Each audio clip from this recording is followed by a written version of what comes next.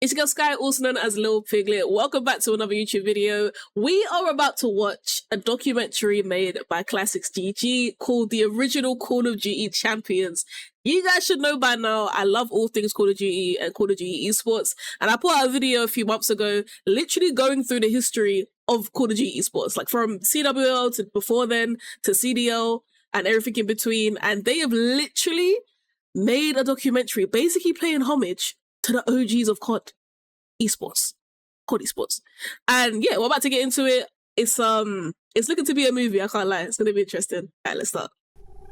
How did Call of Duty really become a thing? I think you have to think game battles. There was a website called SOCOM Battles, which was a PlayStation game, and that was one of the first online tournament systems or online leaderboards. SOCOM Battles had become game battles, and they added Call of Duty 2 as a game on there. And I wasn't then you even would just kind of play matches versus other clans. Esports. And as we started to see Call of Duty gain more and more players, those tournaments were filling up even more quickly than the SOCOM events. There were maybe about 30 or 40 active teams with maybe like 250 teams signed up for the ladder. And then when Call of Duty 4 came out, it was such a big, massive hit that our game battles ladder went from having, you know, a couple hundred teams to having 40,000 teams. 50,000 people. The growth. I like the typewriter, like Modern Warfare, kind of overlaying the text. Cool. So COD 4 drops, and I was watching all the Halo guys straight off USA Network. And Final Boss takes the game. MLG Pro Circuit champions, $100,000 richer. Esports had gotten like bigger and bigger. Halo was like kind of paving the way, and you could tell like Call of Duty Halo was apparently sort of like massive, going in that direction. Like, and we knew that while Halo is the big show at our big LAN events, this Call of Duty thing, we should start to grow a community for it on this website. There's a lot of appetite for it. There's going to be a lot of people invested in it if we keep putting resources these are the beginnings. And then MLG was like, humble beginnings. Yeah, sure. We're going to give you guys an online PCL ladder. So we called them PCLs, stands for Pro Circuit Ladder. And that was like the biggest moment ever because you could actually be that was their an pro MLG league pro player. The pro league. Let's fucking go, yeah. So these online PCLs were these little mini seasons, and we had 3 of them that would lead up to a national championship. When they did PCL 1, PCL 2, we won PCL 3. So that's when I thought we were really going into something. They announced Vegas as this first big tournament. Played live at the actual Major League Gaming National Championship. Like this. Let's put up $10,000, $15,000 for a national championship, invite them out to LAN. So yeah, my name is Robert Assassin Walsh. I am Fear Moho, and I was the leader and captain of Team Fear. I'm a I used to play Call of Duty professionally. They got the OGs on cam. And that's what I used to do back in the day. We're back, 2008 National Championships. Now, we had an online circuit this season for a game called Call of Duty 4 Modern Warfare, and they are playing here for the first time ever live in an MLG venue. Call of Duty 4, once that game started, I pretty much joined These Fear. are OGs, man. The first 9 months of that game, we won literally every online tournament part of the inception of the scene. But if you want to talk about teams, Envious is obviously the heavily favored team going into this. There was Envy, there was crazy. Fear. Head Trauma was there with Buck. My team was TBRE. But Fear has played multiple games throughout the years. You can't think of Call of Duty 4 without thinking of Team Fear. Moho, Assassin, Pac-Man, Choppy. They're one of the most experienced teams here. Out of even all the Halo I wouldn't say he fell from grace or anything. If anything, I'd say Assassin was the best I feel like people player forget. of that tournament, in my opinion. Choppy was insane with the sniper, man. Just who he was back in the day. The best player in the game. He just didn't miss. It was Crash S&D, and Choppy actually had the sniper rifle. He was the only person that would pull the sniper out in S&D. Everybody else was terrified to do it. And he was sitting all the way back of our spawn. And now it feels like there's always a sniper in S&D, He pushed up to the middle helicopter, and I think Choppy sniped him right through the helicopter, like wall banged him. So what? Choppy snipes? There's a picture of us holding the chest. What's the saying? On the stage. He walked so Simp could run. That's when it hit. That's when, like this is, the this could be a future. If they're inviting us on the stage to hold up the check and stuff like that with the Halo players, we knew it was real, man. Like, they're it was playing just a really for good millions time. We were now. ecstatic. Just the feeling you get from just being the best in the game you play every day, it's just nothing can really top that. Imagine peaking. Winning the national championship in Vegas was definitely it was a highlight of. That's 800K now. Go on and win other tournaments. Like a first. Winning that was huge for us because we were on the front page of Infinity Ward. I had a different thought process back then. I always saw the future. I always saw like how to be bigger because I saw Halo. You know, I saw what it's capable of. Oh, to see where it is now. Cool. They got the rings. Compared to what we had to do, it's they got incredible. them championship rings. MWIII Trophy, Pac-Man, and Assassin. Me and Big Timer played a lot of game battles matches together and watched Team Fear, the 2008 champions, win the tournament like in crazy. Vegas. And we saw that and we're like, dude, what are we doing? We gotta do this. Hey, Call of Duty 4 Modern Warfare. Game 2. So in 2009, me and Big Timer started a team called Extravagant Icons. We had multiple different teammates through the year. We even teamed with Nameless. Shout out to my man Nameless. And then you go into the second year and you get this like next wave of talent. MWIII became very, very good. Sharp, unbelievable player. We had another guy named Halifax, kind of an OG. He's kind of an urban legend. Oh yeah, that season definitely Sharp and Proofy. Those are the two players that stood out the most that year. We're jumping on board with Proofy. He's been going off all match That's long. one He is old the most name dangerous, that I feel like I hear about every single year. Best team was Extravagant. Wheats was a player on our team who was also a legend, but he couldn't go to the event. So I ran games with Rambo, Big Timer, and Dodgers. And we worked pretty well, we meshed. And then later Envy was like, hit me up with a team offer. And I remember turning down that, I was just being loyal. I went to the event with Extravagant. Here guys, this is MLG Event Nationals Call of Duty. We're coming to you from the hot, live Anaheim, California. Call of Duty 4 Nationals, 2009 Nationals was pretty awesome. It was actually at the legendary Anaheim Convention Center, which I think I can speak for everybody. It's everybody's favorite event pretty much. At the start of the day, which was the coolest thing ever, we were told that the finals was going to be held on the main stage, which is like the church of gaming is the MLG main stage. And after doing this is the first time on main stage, championship 2009. match, all of my energy was gone, but we had to get Call of Duty on the stage. For the first time ever, I was watching a game mode called Search and Destroy. And guys, now we're going right back. It looks like 2 overgrown for Search and Destroy. And here we go, guys. It can all come down to this round. If Extravagant wins it, they will walk away as your last and final champions in Call of Duty. So Sharp is looking hot right now. I think that was just his 10th kill he grabbed there, Puckett. And Sidrock's taking down. Hastro's the last guy alive for Envious. Their tournament hopes ride with him. And he's gone. That's it. Well, there we go. Extravagant Icons here. Call of Duty 4 national champions.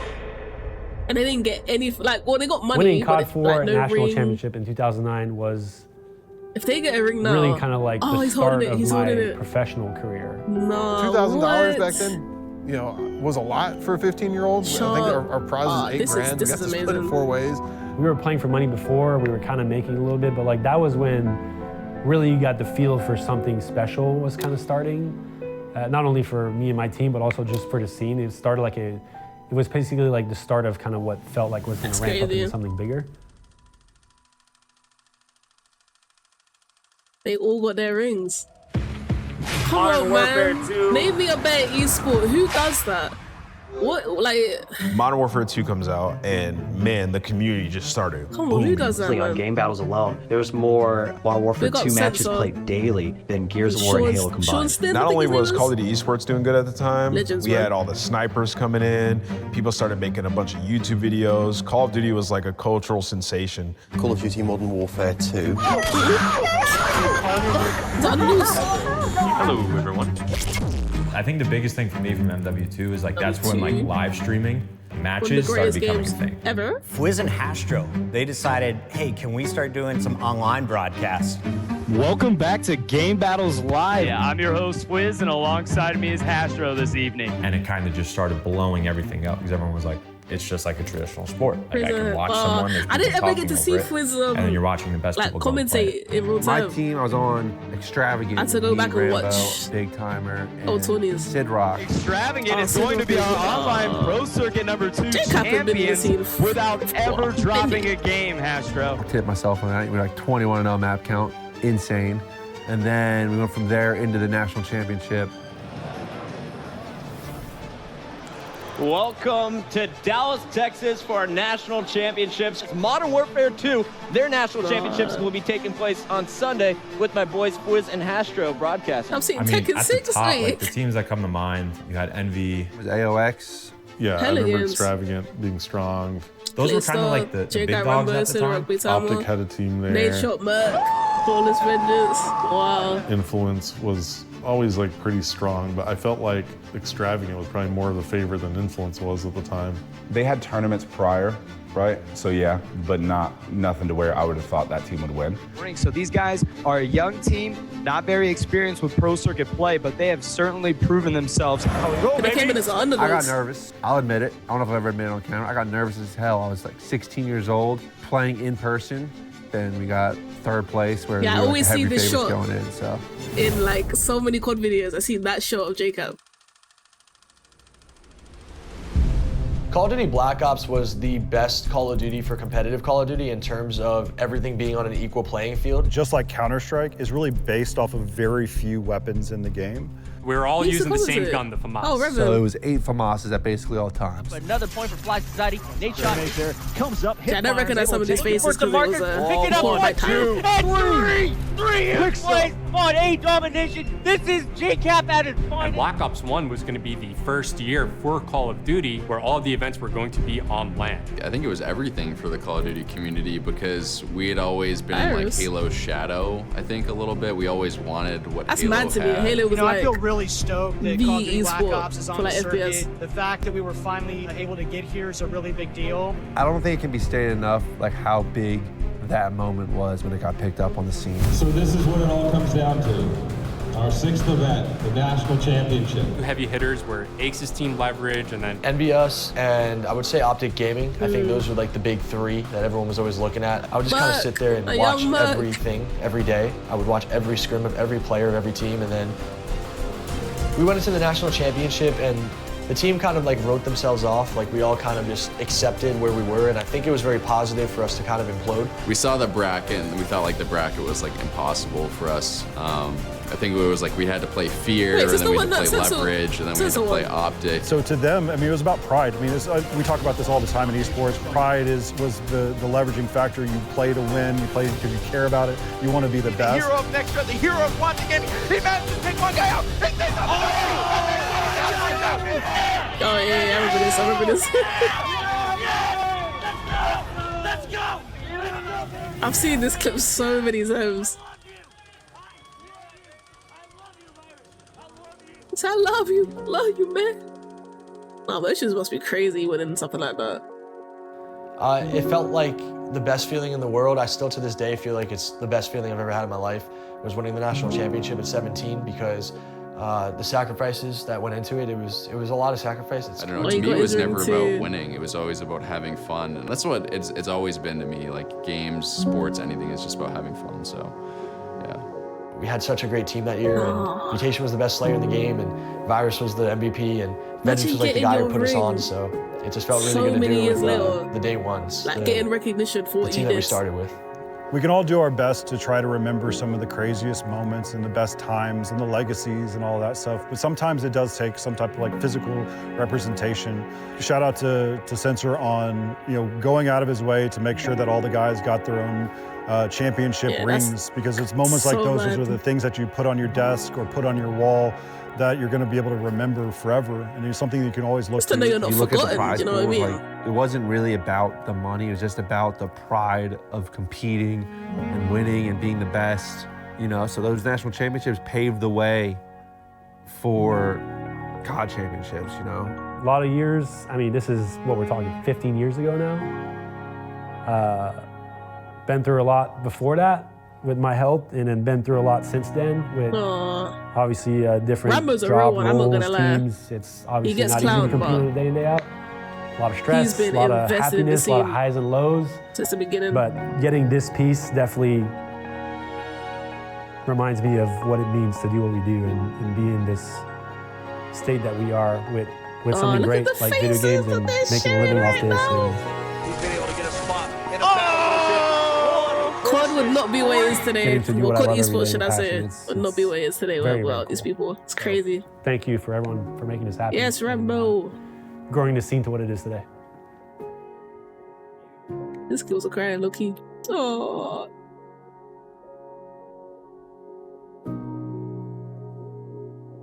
Shawstin, nah. Brilliant, brilliant, brilliant, Doc, man. Well done. That was amazing. That was flipping amazing. Incredible, Doc. I'm in the feels, man. I'm in the feels. It's so nice to see the things I didn't get to see live because I was just not privy to it. Like, that's crazy. That's crazy. But yeah, guys, that's going to do it for today's video. Hope you lot all enjoyed.